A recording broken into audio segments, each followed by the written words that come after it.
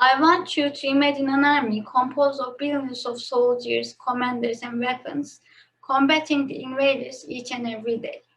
Yes, the army I'm talking about is called the immune system, which has just met the new enemy, coronavirus. And in order to minimize the cost and duration of this fight, vaccines are nothing but the must. Good evening, it's TUİ ERSOY from Biology Department. And in this presentation, I will be talking about two ways of how vaccines triggers immunity against or to beat the COVID-19.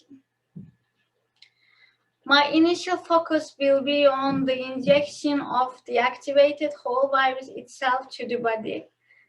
Then I will continue with the injection of genetic material of the virus as an immunization method, as you can clearly see in the outline. So first, let's move on to the inactivated whole virus injection.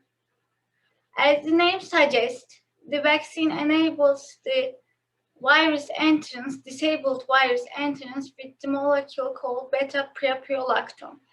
This specific molecule prevents proliferation of the virus inside of us, so that our immunity army can easily defeat the enemy or virus, which is already in lower limited number when compared to the members of our own army. Also, there are some specialized cells that memorizes the characteristics of enemies. Thus, when the vaccinated person is exposed to the real active virus for the second time, our immune system has been well trained to easily identify and wipe the virus out of the body without creating any defective symptoms in a relatively shorter time interval. Sinovac vaccine can be given as an example to such kind of vaccines.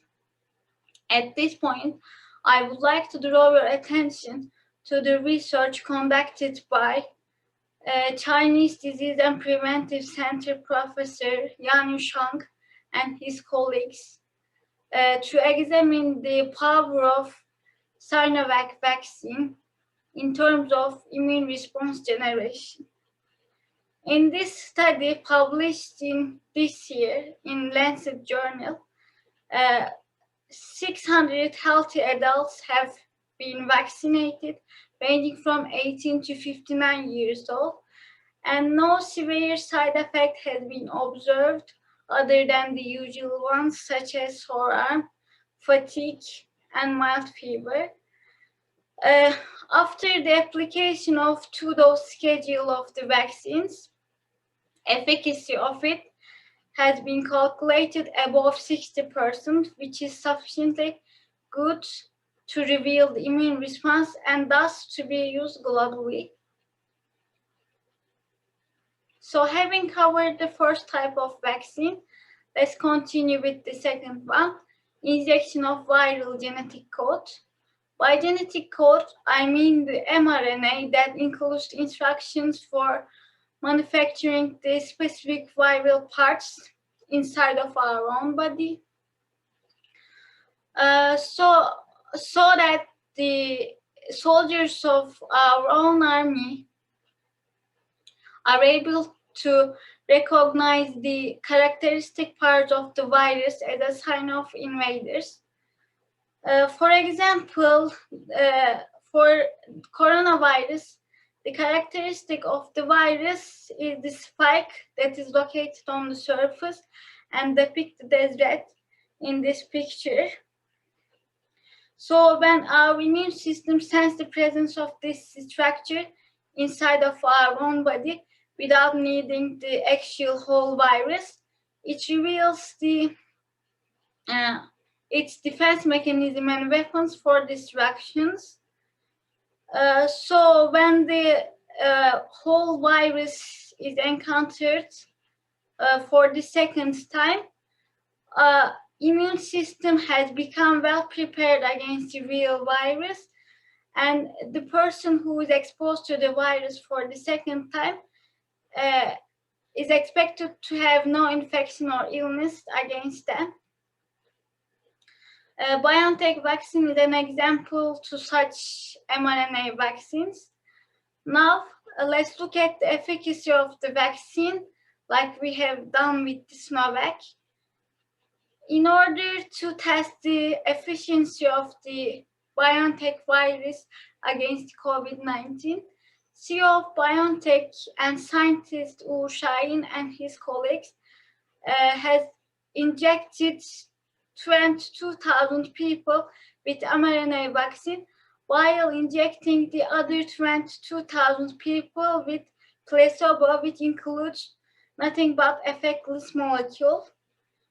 So in this study published in New England Journal of Medicine in 2020, it has been found that only 8 people got COVID-19 after the vaccination, while this number increases up to 160 cases for placebo group. So when we divide vaccine cases to the placebo cases and subtract the observed or obtained value from one, the efficacy of the BioNTech vaccine can be calculated as 95%, as you can see in this picture, which is highly promising to combat the disease among the other vaccines. This brings me to the end of my presentation. Today, I've tried to explain the molecular mechanisms of 2 vaccines against coronavirus, COVID-19 disease, which is based on first inactivated whole virus and the viral genetic material by giving some examples and calculating their efficacy values. So I hope with this presentation you become more aware that how critical the vaccine plays roles to stop the pandemic in the shortest way possible. So to turn back to our maskless normal life, let's get vaccinated all together. Thank you for your kind attention. If you have any questions or comments, I would gladly accept them. And for those of you who are interested in, here is my reference list.